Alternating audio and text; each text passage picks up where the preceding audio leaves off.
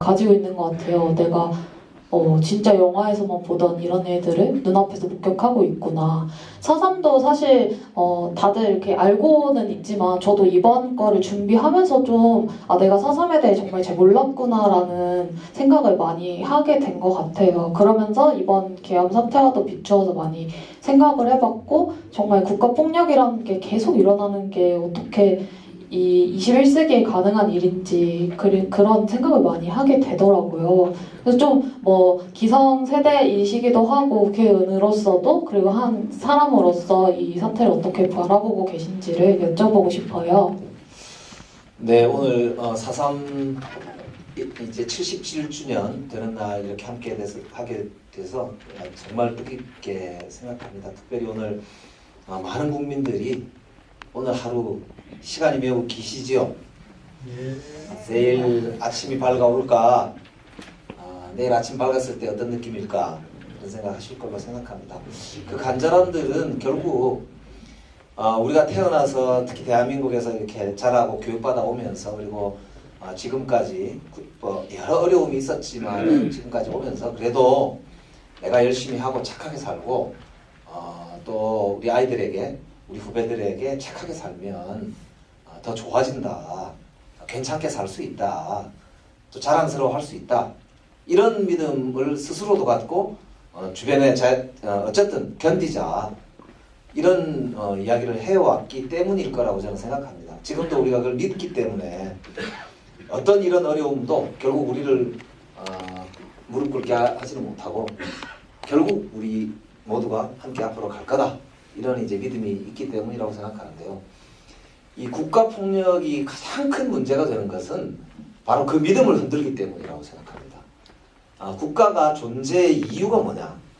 국가는 국민을 위해서, 우리를 위해서, 내가 희생하고 지금 내가 어려워도 세금 내고 나라 지키고 내가 이제 어려운 일이 있어도 함께 뭔가를 하면 결국 내 아이들과 우리의 손주들과 미래가 그래도 길을 딛고 더 나을 거다라고 하는 믿음 때문인데 그런 면에서 보면 좀 이따 이제 보시겠습니다만 우리 선배들은 그렇지 못한 국가를 가졌던 아픈 기억을 좀 그대로 가지고 있습니다. 지금이라도 우리가 이걸 기억해야 되는 이유는 다시는 이런 일이 없어야 되기 때문이고 내일 우리가 기대하는 것도 다시는 이런 일이 또 발생하지 않게 하기 위한 우리의 다짐이고 또 우리의 약속이고 미래와 우리 아이들한테 우리의 약속이기 때문이라고 저는 생각하거든요. 그래서 오늘 그런 마음으로 함께 해주셔서 너무 감사하고 굉장히 좀 오래 기억 남을 것 같습니다. 네. 기억해야 되는 이유는 반복되지 않기 위해서라고 말씀해 주셨는데 정말 그 기억을 하기 위해서 기록하는 게 정말 중요한 일이잖아요. 우리가 계속되는 국가폭력 앞에서 무력해지지 않기 위해서 잘 기록하는 방법이 필요한 것 같고 저도 예술가지만 이 문화예술을 통해서 기록되는 것들이 어떤 사건에 대한 기록도 있지만 그걸 바라보는 마음에 대한 그것을 기록하고 그리고 전달할 수 있는 힘이 있기 때문에 중요한 것 같아요. 그래서 우리 오수진 작가님께서 전시를 통해서 이 4.3을 바라보는 것을 기록을 하셨다라고 들었는데 이제 어떤 전시를 하셨는지 모르시는 분들 있을 테니까 조금 설명을 짧게 부탁드리겠습니다. 네, 조금 짧게 말씀드릴게요. 이 전시는 2017년에 제가 제주도 이하라는 전시관에서 진행했던 전시고요. 제일 왼쪽 보시면 강춘심 할머니를 이제 따라다니면서 구술 체록과 영상 기록, 사진 촬영을 했던 전시입니다. 네, 이렇게 기억의 무게라는 전시였고요. 보시면 강춘심 할머니는 4살 때 4.3 사건으로 조부모님과 부모님을 잃고 집이 전부가 다 타고 생존하신 4.3 생존자이시자 피해자이십니다. 할머니께서 그 조카분이 먼저 그 4.3 세미나에 오셔서 우리 할머님을 인터뷰해달라고 의뢰를 하셨었어요. 그래서 맨 처음에 만나 뵀을 때는 그 전에 이제 4.3 사건이 일어나기 전에 굉장히 엘리트 집안 출신의 집에 집사도 있고 그런 집이었다는 거예요. 그래서 저는 당시에는 이제 너무 어린 생각에 제 머릿속에 전형적인 피해자가 있어서 할머니가 이 사례에 적합하지 않다고 생각을 했었던 것 같아요. 근데 그 이후에 할머니께서 집에 귤이 있으니 조금 가져가라 라고 해서 할머니 집을 들였을 때 발 디딜 틈 없이 집이 꽉꽉 채워져 있는 거예요. 그래서 이게 어떤 식의 그 공허함이나 상실을 메꾸려는 행동이었구나 라고 생각해서 인터뷰를 시작을 했었고요. 그래서 할머니를 계속 이제 뭐 맛있는 것도 사드리고 복지관에도 가고 뭐 밥 읽는 데도 같이 가고 했는데도 이제 체록이 굉장히 어렵다는 걸 느꼈습니다. 그 오랫동안 이제 말하지 않았던 것을 꺼내는 과정이 굉장히 어려웠어요. 그런데 어느 날 제 할머니께서 갑자기 본물 터지듯이 사감 당시에 이제 할머니와 부모님 어떻게 이뤘는지를 이렇게 말씀을 해주시는데 젊은 저는 어떤 식으로 위로를 해야 될지 몰라서 할머니 손을 가만히 잡았던 기억이 있습니다. 할머니께서 동굴에 굉장히 오랫동안 피신했다는 얘기를 해주셨는데요.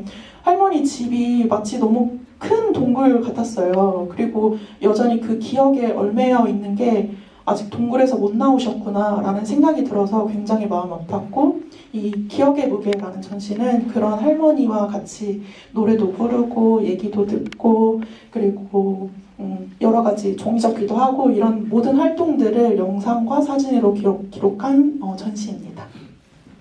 작가님께서 그 제주도민으로서 또 같은 공동체의 어떤 일원을 물론 시간은 다르지만 서로 살아온 시간은 다르지만 위로한다는 의미도 있었을 것 같고, 구술체록이라는 게 어쨌든 가장 작은 이야기들을 꺼내서 기록하는 작업들이잖아요. 수진 작가님의 전시도 이 다큐멘터리도 다 그 시절을 살아온 어떤 이 사람 하나하나를 조명한다는 것에 있어서 정말 중요한 의미가 될 것 같아요.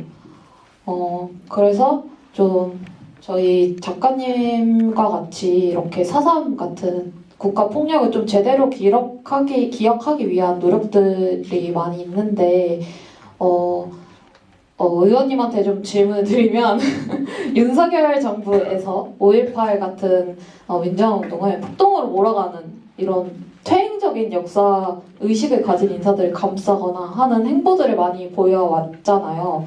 좀 이런 시도들에 대해서 의원님 차원에서 뭔가 어떤 대응을 하고 있다거나 어떻게 생각하시는 게 있으신지 말씀을 부탁드릴게요. 역사는 기억하는 자의 것이다 라는 말씀이 있거든요. 이게 굉장히 중요한 말씀입니다. 기억하고 기록하고 기념하는 자가 역사의 주인이 된다. 그래서 따지고 보면 스멀스멀 올라온다 그러잖아요. 전두환의 망령이 스멀스멀 올라오지 않습니까? 전두환을 존경한다고, 그 쿠데타 5.18인가요? 쿠데타인가 뭐 한 거 빼고는 잘했다고 윤석열이라는 분이라고 하면 안 되죠.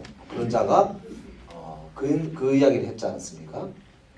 그러니까 그게 처음에는 그냥 실언인가 농담인가 이렇게 생각했죠. 그렇지 않다는 거를 국회에 총을 들고 들어오는 군인들을 보고 저도 현장에 있으면서 참 여러 생각을 하게 됐었습니다. 국가 권력은 그 자체로 폭력을 쓰면은 국가 폭력은 그 자체로 범죄입니다. 그렇기 때문에 그건 용서받을 수가 없고 용서해서도 안 되고 낱낱이 기록하고 절대로 반복되지 않도록 하는 조치를 해야 된다고 저는 생각하고요. 그런 면에서 보면 그때 썼던 용어들이 결국 빨갱이, 공산주의자, 그 다음에 뭐 반국가 세력, 그 옛날에도 똑같이 쓰던 말입니다. 그러니까 그 용어를 그대로 지금 쓰고 있는 거거든요. 같이 우리 공동체 대한민국의 주인으로 주권자고, 대한민국에 태어나서 그 사람이 키가 몇 센치고 어떤 성별을 가지고 있고 어떻게 생겼든지 간에 그는 대한민국의 주인이고 그렇지 않습니까? 근데 그거를 같이 살아가는 그 동료를 그렇게 부르고 그렇게 처단한다라고 하는 그런 용어를 쓸 수 있다는 것 자체가 용서되어서는 안 된다. 그러니까 그런 면에서 오늘 사실 나오는 용어도 그렇고 아까 이제 기억도 그렇고 저는 우리의 다짐이 매우 중요하지 않을까 이런 생각이 들고요. 그런 면에서는 조금 아쉬운 거는 이제 저희들이 해야 될 과제인데요. 현재 4.3 특별법에 보면 저도 정확하게 잘 몰랐는데 이게 소요 사태라고 되어 있다고 합니다. 이게 이제 5.18법도 그때 그런 논란들이 있었거든요. 다 이제 바로잡았는데 4.3법이 지금 문제가 좀 있습니다. 그래서 이거를 정확한 용어로 바꾸어 쓰고요. 그리고 국가폭력이 저질러졌다는 것에 대한 책임 이런 부분도 정확하게 이제 그 법에 담아야 되고, 그리고 그것과 관련 이후에 이제 국가 트라우마 센터라든지 지금도 피해자들이 겪고 있는 여러 어려움들에 대해서 국가가 책임지고 이제 뒤에 이제 여러 가지 조치를 하는 이런 이제 후속 조치까지도 저는 이제 할 때가 됐다 이 생각을 하고, 제가 독일 갔을 때 굉장히 놀랐던 게요. 독일은 그 동독에 있는 정부기관들의 그 도청, 감청, 그다음에 보고서 자기 이웃에 대해서 보고했던 그런 보고서들이 있거든요. 그 사실 내용을 보면 거의 사람이 이게 정신이 자기 옆 바로 친구가 독일 정보기관에 자기 사생활에 대해서 다 이 사람이 이렇게 써놓은 기록들이거든요. 근데 그거를 개인 단위로 열람을 하게 합니다. 네, 그래서 뭐 그게 여러 논란이 있을 수 있지만, 그래서 이런 우리의 노력들이 결국 우리도 스스로도 치유하고 우리 공동체가 훨씬 더 성숙해지는 저런 계기도 될 거라고 생각하는데, 우리 스스로도 굉장히 어려운 과정을 거쳐야 될 것 같은데요. 그런 면에서 보면 예술의 힘이 저는 굉장히 중요하다고 생각하거든요. 예술로 사람을 치유하면서 동시에 승화시키고 더 큰 하나를 만들어내는 과정으로 가는 건데, 오늘 그래서 다큐멘터리 보시고 이후에도 더 많은 분들이 좀 관람하고 그러면 더 좋을 것 같습니다. 네, 어쨌든 뭐 제도적인 저도 그게 소요 사태로 기록되어 있다는 거는 또 몰랐던 부분이기도 하고 굉장히 문제가 있는 부분인 것 같다는 생각이 많이 들기도 해요. 이런 제가 이거를 이번에 준비하면서 내가 학창 시절에 4.3에 대해서 배웠던 적이 있었나라는 생각도 했고, 주변에도 물어봤는데 이제 뭐 수학여행 때 4.3공원에 갔던 거 외에는 그렇게 되게 단편적으로 배웠던 기억 정도밖에 없더라고요. 그래서 이런 역사 교육이나 진상 규명이나 그런 단어 하나하나가 굉장히 중요한 우리에게 남아있는 과제라고 느껴지고, 그런 것에 있어서 어쨌든 제도는 어떤 하나의 최소한의 결과물인 거잖아요. 우리가 그 제도 안에 뭔가 이야기를 담거나 뭐 이런다기보다는 그런 거를 할 수 있는 힘을 어쨌든 작가님 같은 이야기들에 관심을 가지고 있는 분들이 해주실 수 있는 부분이라는 생각이 많이 들고 있습니다. 그래서 저희가 뭐 시간이 많지는 않아서 간단하게 진행을 했는데, 마지막으로 두 분께 묻고 싶은 거는 이제 4.3이라는 사건이 뭐 꺼내와진 지도 얼마 안 됐고, 사실 90년대부터 이제 얘기가 되기 시작되었던 거니까 그 세대 간의 기억 단절도 있는 부분인 것 같아요. 그래서 우리가 해야 하는 일과 그리고 좀 할 수 있는 일, 그리고 뭐 하고 싶은 일이 있다면 어떤 게 있는지 말씀해 주시면 좋을 것 같습니다. 거든요. 이게 마음속으로 삼키다, 말을 하지 않다라는 뜻이에요. 그래서 사상을 물어보면 속숨하라 이렇게 말을 많이 했던 거예요. 그런데 이 말하지 못함이 계속 그 상처가 되고 곪고 이런 과정들이 되게 길었던 것 같거든요. 그래서 앞으로는 많이 말되고, 그리고 몰라도 더 알려고 노력하고 이 4.3의 공기가 좀 통했으면 좋겠다라는 바람이 있습니다. 네, 제가 사실은 권하고 싶긴 한데 저도 못 읽어봐가지고, 한강 작가가 그 노벨상을 받았지 않습니까? 근데 그 제주 4.3을 배경으로 한 작별하지 않는다? 네, 그 책이 있다고 하고요. 또 5.18 소년이 온다? 네, 그 책도 있고. 그래서 전 참 한강 작가가 그 질문했던 게 정말 저희들한테 특별한 거 같고, 특히 12월 3일 날 군인들이 총 들고 헬기 타고 다다다다다 내려와가지고 막 들어올 때 여러 생각이 순간적으로 들었지 않겠습니까? 그러니까 동료 의원들하고도 그런 얘기를 했고요. 야, 대한민국 국회의원이 뭐 본회의장에서 군인들이 총 들고 들어오는데 어떻게 하겠어? 그냥 뭐 만약에 뭐 어떤 상황이 되면 어쩔 수 없지, 어떻게 도망을 가겠어? 아니면 어떻게 하겠어? 대한민국 국회의원답게 그냥 그럴 수밖에 없지 뭐. 이제 그런 이야기를 나눈 적이 있는데요. 거기 보면 한강 작가께서 이제 그 죽은 사람이 산 사람을 도울 수 있느냐 그렇게 질문을 하지 않습니까? 그래서 참 그 질문이 정말 저한테도 대단한 질문인 것 같습니다. 우리 아버지, 엄마, 어머니, 또 우리 선배 세대들, 4.3에 돌아가셨던 분들, 5.18에 돌아가셨던 분들, 민주주의와 또 뭐 그런 건 아니더라도 우리 많은 이제 후배들과 자녀들을 위해서 희생하신 모든 분들이 우리를 돌보고 있고 우리가 그분들 때문에 존재하는 것이고 우리도 그럴 것이고 우리의 후예들도 그럴 것이다. 그런 믿음을 다시 가지면서 저는 그래서 오늘과 내일 오늘 잘 살고 또 내일도 더 잘 살고 그렇게 함께 마음을 이렇게 모으면 좋지 않을까 그런 생각해봤습니다. 네. 오프닝 때 말씀드린 것처럼 내일 파면이 될 거잖아요. 8대 0으로 될 건데 이제 이후에 한 번도 4.3에 대해서 이렇게 제주도에서 나고 자라고 쭉 살아왔는데 한 번도 4.3에 대해서 배워본 적이 없고 집에서도 한마디도 하지 않았는데 제가 그걸 20대 중반에 알았거든요. 저희 집이 유족 가족이라는 거를. 그래서 이런 작업들을 볼 때 이게 너무 마음속 깊이 가라앉아서 사람들에게 보여주기가 굉장히 어렵구나라는 생각을 많이 하고 있어요. 오늘 이 상영회를 위해서 제가 아침에 제주도에서 올라왔는데요. 육직분들께서 영화를 잘 봐주시고 앞으로 4.3에 대해서 더 관심 많이 가져주셨으면 좋겠습니다. 감사합니다. 네, 저는 오늘 함께 해주셔서 다시 한번 너무너무 감사하다는 말씀드리고 이 내일 기다려지는 만큼이나 오늘 우리 함께 있는 게 저는 다시 거듭 감사하다는 말씀드리고요.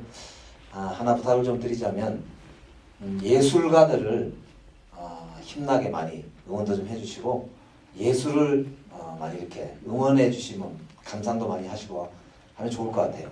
대한민국의 장점이기도 하지만 앞으로 우리의 미래이기도 하기 때문에 그러하다고 생각합니다. 그래서 기업과 동시에 그게 예술로 승화될 때 저는 우리가 주역이 돼서 미래를 만들 수 있다고 생각하기 때문에 우리 영화 이렇게 혹은 아니면 전시 여러 이제 미술 많은데요. 예술을 많이 응원하고 사랑해 주시면 좋을 것 같습니다. 그렇습니다.